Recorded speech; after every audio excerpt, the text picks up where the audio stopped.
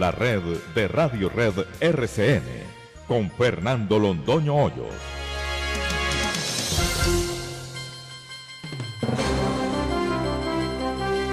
Muy buenos días, son las 6 de la mañana de este jueves 6 de diciembre de 2018, esta es la hora de la verdad y estos temas y asuntos que trataremos en la grata compañía de ustedes durante las próximas horas. Pasó entera en las comisiones la ley de financiamiento. Esa ley de financiamiento cuadra en 6.8 billones, algunos dicen que en 7,5, la cifra que nosotros tenemos es de 6.8 billones. El faltante de 14. Luego quedan faltando, mal contados, 7 billones de pesos, que algún día se sabrá de dónde van a salir y cómo se va a corregir ese entuerto y qué van a decir las calificadoras de riesgo cuando nos vean desbalanceados hasta en el presupuesto. Olvídese pues de cómo va a ser la ejecución de este presupuesto, de cómo vamos a echar a andar, porque eso ya es un problema del déficit fiscal y de tesorería, pero en el déficit presupuestal ya vamos rajados. La reforma a la justicia fue hundida definitivamente. Aquí no hay que averiguar quién tuvo la culpa, sino qué fue lo que se hundió. En nuestro parecer ahí no se hundió nada, nada. Esa reforma a la justicia no valía un ardite y no hay que derramar una lágrima por ella. No tenía nada de fondo, nada sustantivo, nada importante. De manera, eso pues de que es la gran reforma que no prevariquen los magistrados de las Cortes anunciando las sentencias antes de que las sentencias existen. Es sencillamente cómico, sencillamente cómico. Evo Morales seguirá en el poder. Eso ya lo sabíamos, lo que el interrogante que teníamos era cuál iba a ser el camino que iba a utilizar para burlar la voluntad popular, las decisiones de las Cortes, todo el orden jurídico de Bolivia. Pues consiguió una decisión del Consejo Electoral que él manipula y que él maneja y ya quedó habilitado para concurrir nuevamente a las elecciones que ya ganó. Se hacen dentro de un tiempo largo, pero ya las ganó Evo Morales. Puerto Tejada. Esta es una noticia subdifundida y subanalizada. ¿Qué pasa en Puerto Tejada?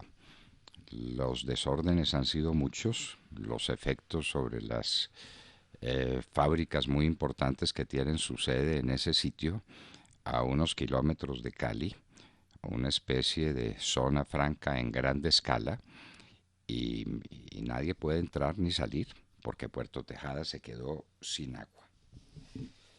El imponente homenaje a George Bush. Hoy hablaremos con Cristina Londoño, que nos contará cómo un gran hombre deja un gran vacío y es despedido con una atronadora ovación de todos, de todos. Unanimidad absoluta en las honras fúnebres de Bush. Se fue un grande, uno de los más grandes presidentes de los Estados Unidos. Acusación al magistrado Malo por 5 delitos ante la Corte Suprema de Justicia. Al fin, el Congreso hizo lo que tenía que hacer. Preguntan ustedes, ¿creen que van a castigar los de la Corte a su socio, el magistrado Malo?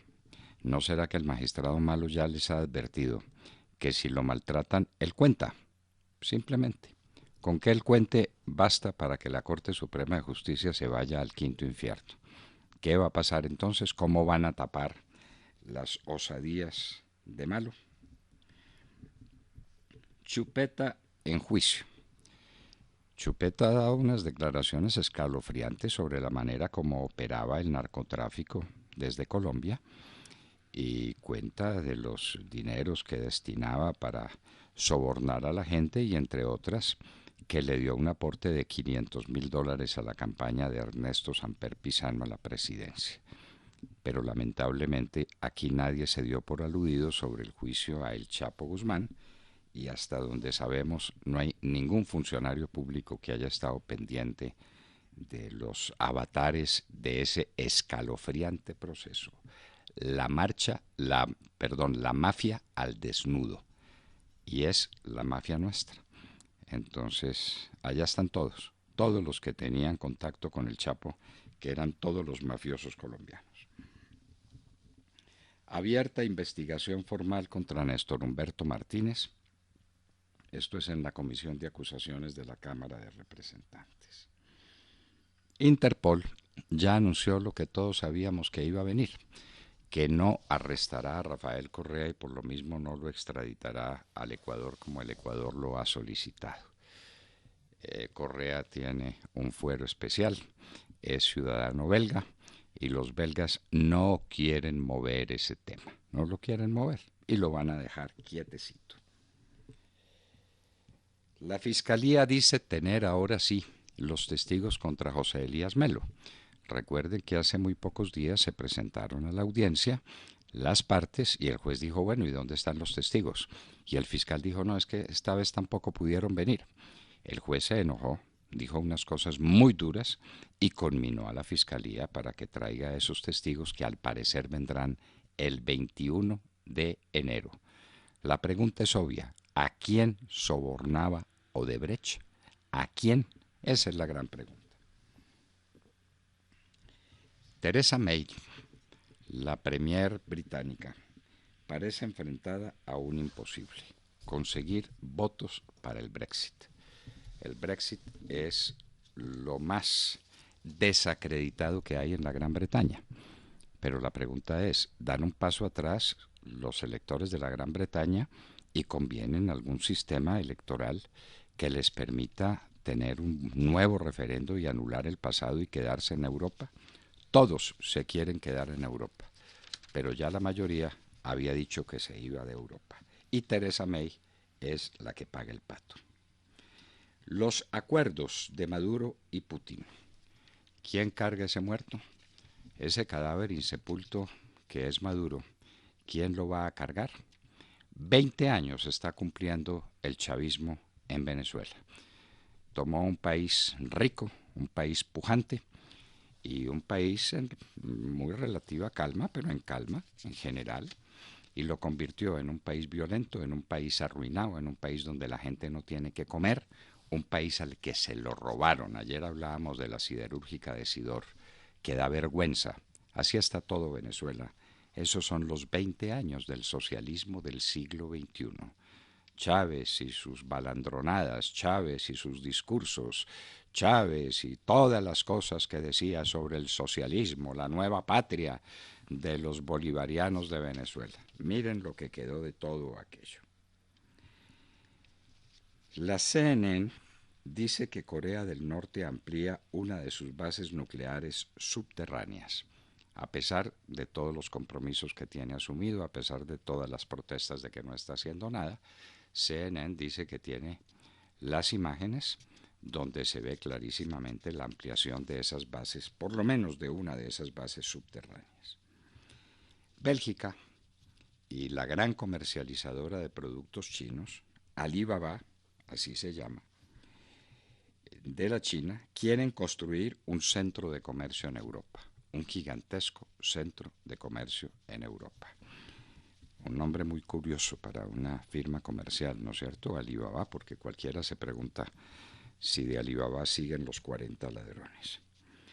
La Federación de Gimnasia Olímpica de los Estados Unidos se declara en quiebra. La llevó a la quiebra la sucesión de demandas interpuestas por las niñas y por las familias de las niñas de las que abusó el médico Larry Nassar. Pavoroso, pero la Federación de Gimnasia quedó en la quiebra absoluta. Balance final del pavoroso incendio en California. Fueron finalmente 85 muertos. Hay 11 desaparecidos, de cerca de 1,000 que se daban por tales cuando el fuego no había sido vencido del todo, y 14,000 viviendas destruidas. Se dice fácil, pero eso es una ciudad entera, la que quedó bajo las llamas. Hoy hay nueva marcha universitaria. Vamos a ver qué pasa con esta ciudad. Nos parece que ya se colmó la copa de la paciencia de los ciudadanos y que los universitarios que no tienen argumento, que no se sabe por qué están marchando, que van a recibir una repulsa de la gente, porque la gente se niega a que le quiten el derecho a trabajar y a movilizarse. Las regalías darán para todo. Se hace un presupuesto de 24.2 billones de pesos, de los cuales 2 serán para educación. Si a esos 24 se le suman 6 billones que no han sido ejecutados, tendremos 30 billones de regalías para inversión en las regiones. Una suma gigantesca nunca vista. Depende pues de un pequeño detalle, entre otras, que el precio del petróleo esté por encima de $65. Y hoy, después de lo que está pasando en las bolsas del mundo, está bastante por debajo de $65 el barril del petróleo colombiano.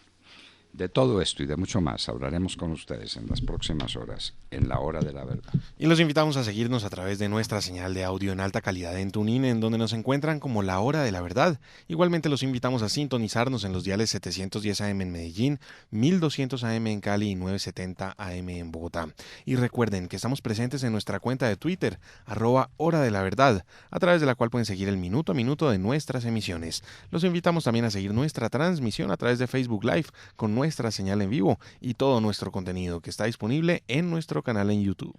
Y también pueden escucharnos en vivo y diferido a través de nuestra página web y dejarnos todos sus comentarios a través de nuestro chat en esta dirección: www.lahoradelaverdad.com.co. Son las 6 de la mañana, 12 minutos. Comenzamos ya. Bienvenidos.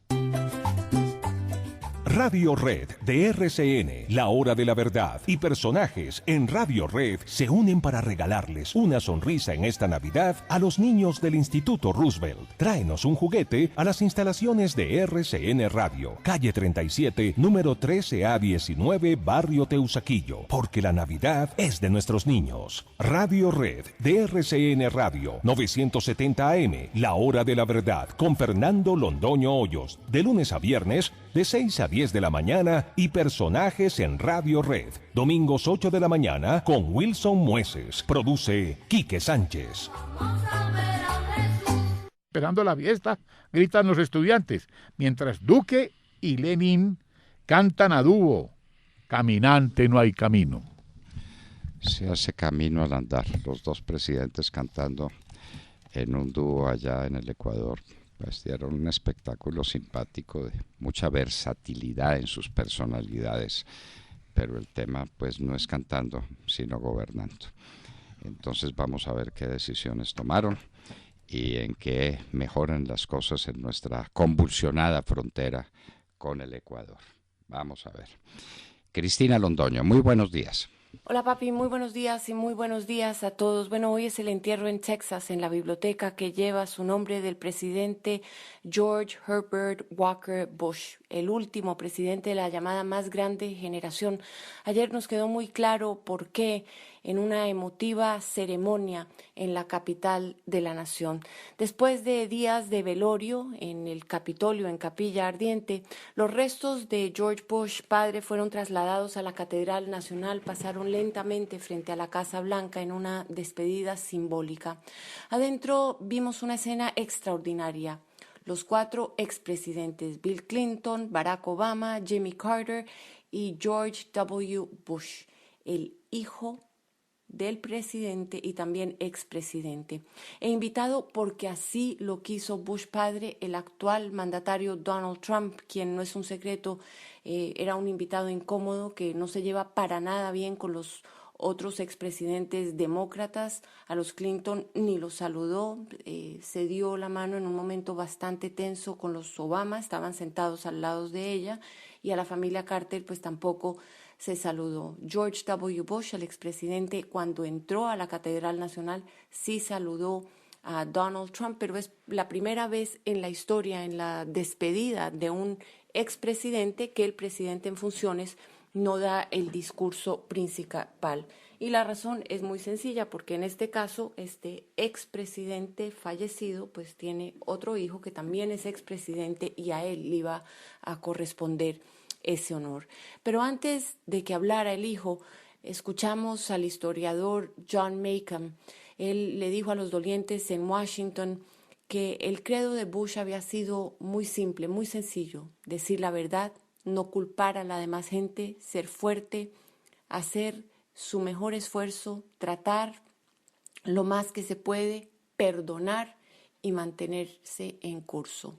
Lo comparó también con Abraham Lincoln y dijo que el presidente Bush, cuya biografía ha estado trabajando, fue un hombre que hizo nuestras vidas y las vidas de muchas naciones más libres, mejores, más cálidas y más nobles. También habló el ex senador Alan Simpson, gran amigo de George Herbert Walker Bush, y él dijo que que son muy pocos los que viajan por la avenida de la humildad en Washington, tan pocos que casi nunca enfrentan tráfico. Y es que esa es una de las cualidades que se les destacan al expresidente Bush, la humildad, que no se pasaba la vida destacando sus logros. También habló el ex primer ministro canadiense Brian Mulroney, quien destacó la labor del presidente Bush para ponerle fin a la Guerra Fría y también para liderar al mundo durante el colapso de la Unión Soviética, y destacó también que fue uno de los líderes que creó la región más grande y más rica de libre comercio, refiriéndose al Tratado de NAFTA, al Tratado de Libre Comercio para América del Norte con Canadá y México. Después le tocó el turno al hijo. Ahí fue cuando no hubo un solo ojo seco en esa catedral, ni tampoco en la gente a lo largo y a lo ancho del país que estaba viendo el funeral. Él contó cómo su papá se despidió de él por teléfono, lo llamaron cuando ya llevaba horas sin hablar, cuando se sabía que su padre estaba en las últimas, y le dijeron, creemos que él te puede oír. Y él le dijo, papá, Dad, I love you. Y el George Herbert Walker Bush, con su último aliento, le contestó, I love you too, también te amo. Y ahí pues fue su último aliento. El presidente W. Bush se quebró, perdió la compostura cuando empezó a destacar a su padre, no solamente como presidente, sino como papá, como esposo y también como abuelo. Pero dijo al final de sus palabras que lo único que le daba en este momento algún tipo de aliento era saber que su papá finalmente se habría podido reunir y abrazar a su hermanita, que murió de cáncer a los 3 años y que finalmente estaba también de la mano de su mamá Laura, quien murió hace unos meses y con quien tuvieron un matrimonio de 73 años de casados, uno de los matrimonios más sólidos que jamás haya visto Washington. Hoy finalizan esos funerales, volvemos a la vida cotidiana, pero los que fuimos testigos de estas ceremonias, de este día grandioso y a la vez triste en la historia de los Estados Unidos, hemos quedado marcados, yo diría que para bien, por este espectáculo de grandiosidad, de humildad y por esta lección de la grandeza del pasado. Es lo que tengo por el momento. Ahora regreso contigo al estudio, papi, que tengas muy buenos días y muy buenos días a todos. I love you too. También te amo. Las palabras finales de uno de los más grandes presidentes de los Estados Unidos de todas las épocas. Lo comparan con Lincoln. Curiosamente, 2 grandes republicanos, pero sobre todo 2 grandes patriotas, 2 grandes americanos. Bush pasará a la historia como un hombre francamente generoso, firme en sus convicciones, pero capaz de manejar por la vía de la negociación cualquier tema, por complejo que fuera. Bush se nos fue, nos queda su memoria para siempre. Sergio Gel. Doctor Londoño, muy buenos días para usted, para todos nuestros oyentes. Abrimos la mañana con los ojos puestos en Canadá y en China, porque estos 2 países son epicentro en este momento de noticias económicas a nivel mundial, después de que se conociera que en Canadá fue arrestada la jefe de finanzas de Huawei, la gigante compañía telefónica, jefe de finanzas que no solamente es la jefe de finanzas de esa empresa, es también la hija del fundador de Huawei. Se trata de Meng Wanzhou, quien fue arrestada en Vancouver, en donde enfrenta ahora un proceso de extradición hacia los Estados Unidos, y esto por una petición que hay de una corte federal norteamericana en donde la solicitan por presuntamente haber violado las leyes y las sanciones que tiene Washington contra Irán. Aparentemente, Huawei habría violado las sanciones y las prohibiciones de vender productos a Irán, y es esto lo que tiene ahora tras las rejas a la jefe de finanzas de Huawei e hija del fundador de la compañía. Esta situación, que ocurrió además el 1 de diciembre, no se había oído de esta noticia sino hasta ayer tarde en la noche, pues esta situación tiene ahora reactivando la guerra comercial. Ya hay reacciones, hay reacción de la embajada de China en Canadá, en donde solicitan que se libere de manera inmediata a esta señora, a Meng Wanzhou, y pues esto lo que hace es reavivar los temores de la guerra comercial.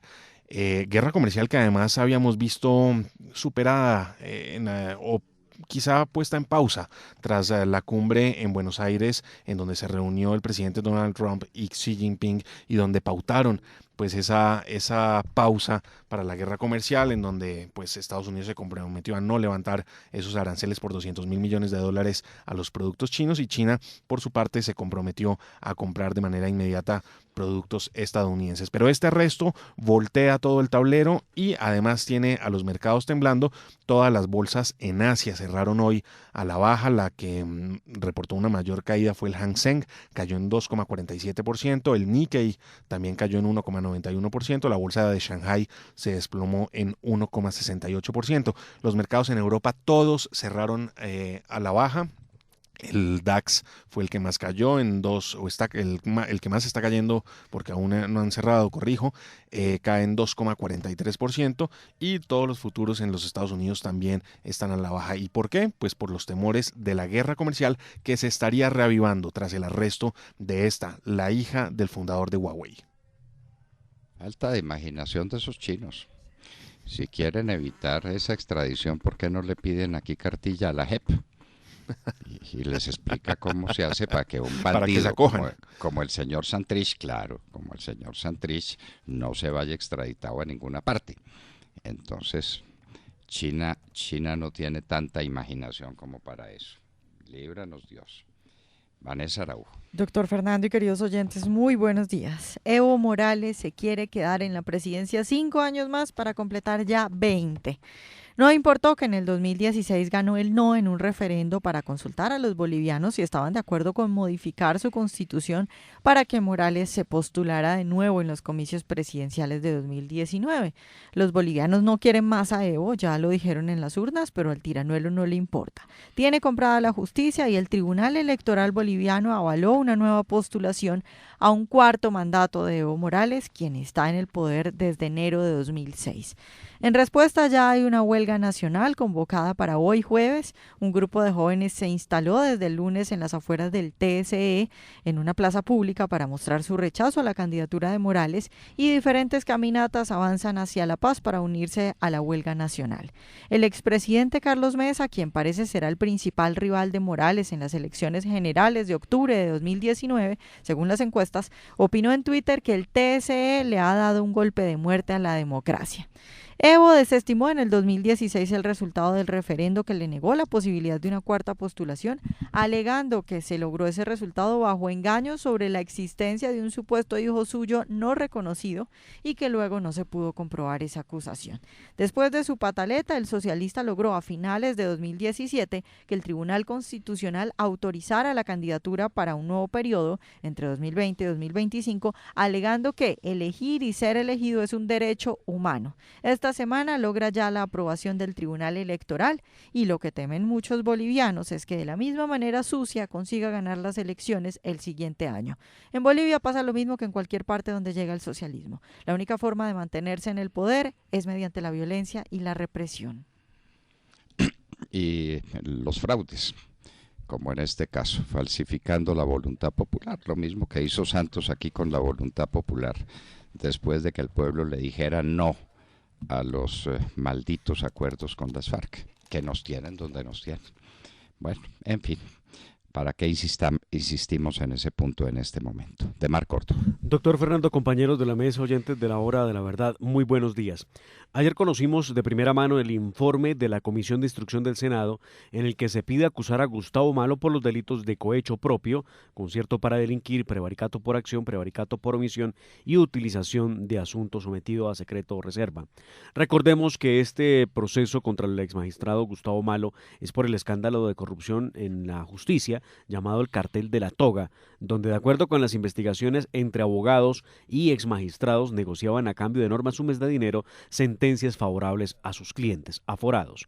Este proceso tiene hoy al expresidente de la Corte Suprema de Justicia, Francisco Ricaurte, en una cárcel, en un proceso a Leonidas Bustos, contra quien no avanza mucho la investigación, y a Gustavo Malo, pues a puertas de ser despojado de su investidura y de su calidad de magistrado de la Corte Suprema.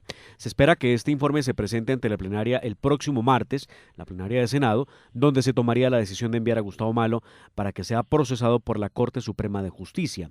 Dice el mencionado documento que se recomienda aceptar la acusación de la Cámara de Representantes contra el magistrado Gustavo Malo como presunto autor de los delitos que acabo de mencionar.